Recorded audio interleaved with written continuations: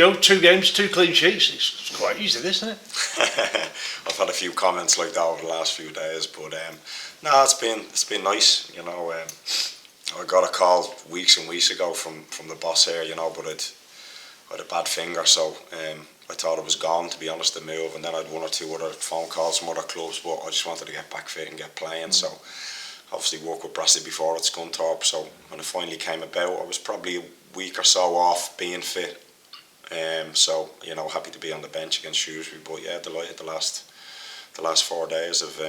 It's always nice for a goalkeeper. You want no dramas first game, and lucky enough that was the way it was, and we got the win. And today was, it wasn't the best of spectacles, but we've got to go back to basics. If you look at the goals against, it's not great. So we're going to score goals. We 3rd or 4th highest in the division, so that's a given. So if we can shore up at the back, and the gaffer has changed it up the last 2 games with 3 at the back, so we've done okay for the last couple.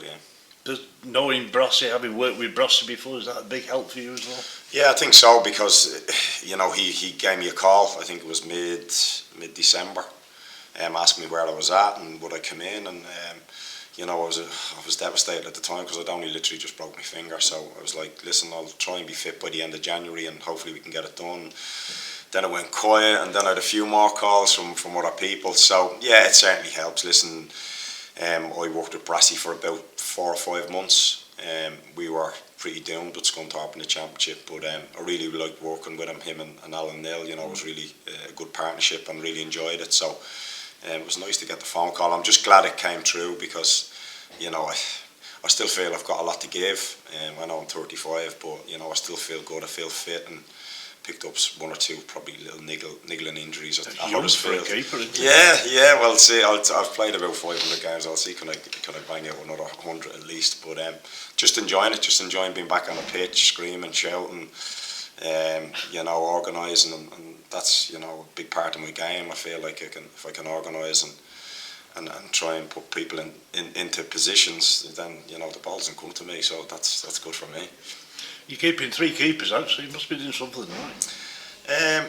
Listen, it's hard. I've been in that situation myself. It's not nice.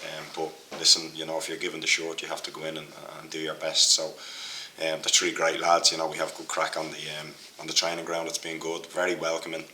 The boys it's a good dressing room in there. So these 2 results have been decent. It's a bit of a platform, so hopefully we can build on that.